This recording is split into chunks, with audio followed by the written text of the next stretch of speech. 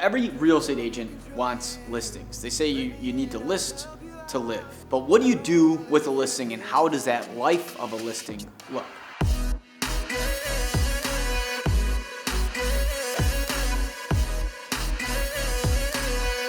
So essentially what happens is this. Somebody reaches out to you and they say, hey, I want to list my property. An agent is then going to set up a consultation, I like to call it, okay, or a pitch, to meet with them to go over their process. This place is in like really good shape. It's better than I expected it to be. Well, the biggest thing that you guys can benefit from is the inventory.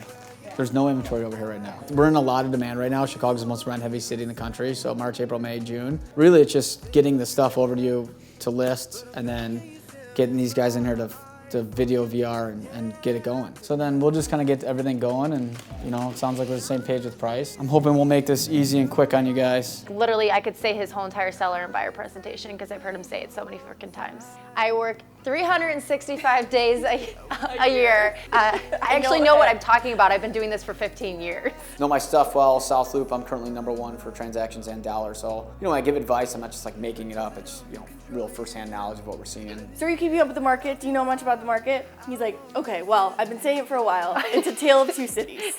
Chicago's like a tale of two cities right now. You have little buildings, 2 to 12 unit buildings, and then you have high rises. The walls are about to crumble. And the outside is going to come into the inside. Think of this as Game of Thrones, and somebody's trying to get in your city. To me, the market's been very predictable. I told everybody it was going to be like a Game of Thrones movie, okay? It would be like the heart of the city is going to be surrounded by gates, and Daenerys' army in 2021 is going to be marching down from the suburbs. Everyone said I was stupid. Look at us now. Look at us now. Exactly what I said is happened. I predicted it.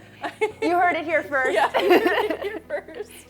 And if you ever get bored, I can send you on my podcast.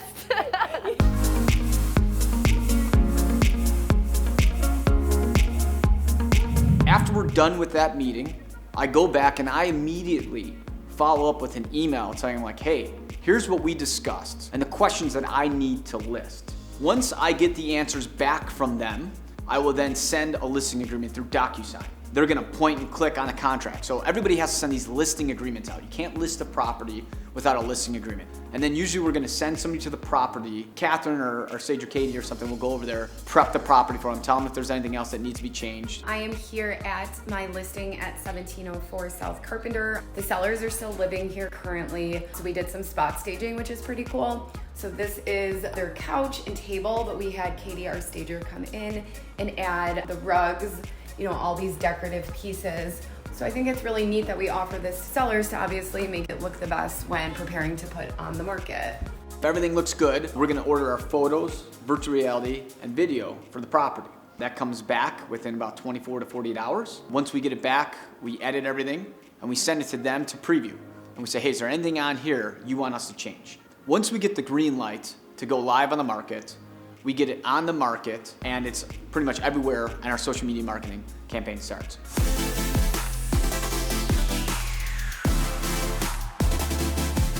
Once we're on the market, this is when the showing phase starts. I handle all the scheduling of the showings. We have a calendar that's kind of like our main way of keeping track of who's doing the showings, which agent's doing the showings. We always have an agent present for all of the showings. The calendar is the way that we really stay on track and stay organized. Hey guys, I am here at 1717 Prairie and I'm doing an open house today.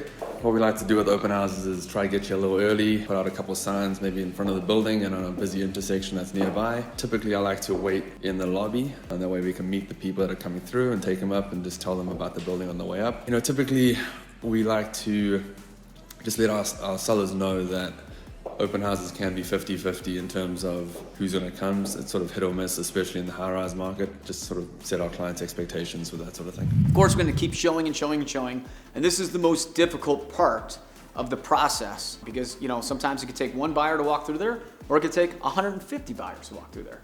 But the main thing is during this listing lifetime, you have to make sure you touch base with the sellers to make sure that they understand that you are doing everything possible to try to sell this property.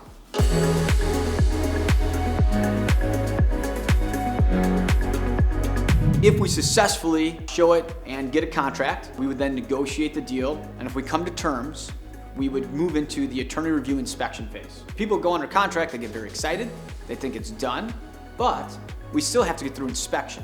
which is where a lot of deals fall apart.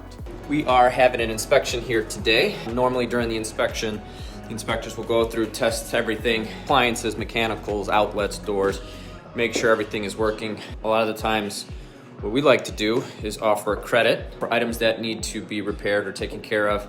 Usually it's just the fastest way to get to closing with taking care of all the items. You gotta make sure that everything is in working order for our client. But if everything checks out with that, we then move on to the next phase, which is just financing. So at this point, we're just waiting for the buyers to secure their loan so that they're able to close on the property. When we're under contract as well, to try to keep this in order, we have a Google Doc that has a step-by-step process of what has to happen to get to close. To de-stress the situation, if you have a checklist in front of you, it kind of makes you feel a little bit better because you know what to expect. But not only do we have that checklist to de-stress the situation, but we do 2 check-ins a week. Every Monday and every Thursday, we check in with all deals. My assistant Jamie does all that. If everything checks out with the financing and we get it clear to close, the seller has to move out the day before closing. We do a final walkthrough of the property to make sure everything is good with the listing. We close, the seller gives their keys, and that is the end of the life of that listing. Thanks for watching, guys. Hit the bell, subscribe to our page. Stay tuned for our latest updates.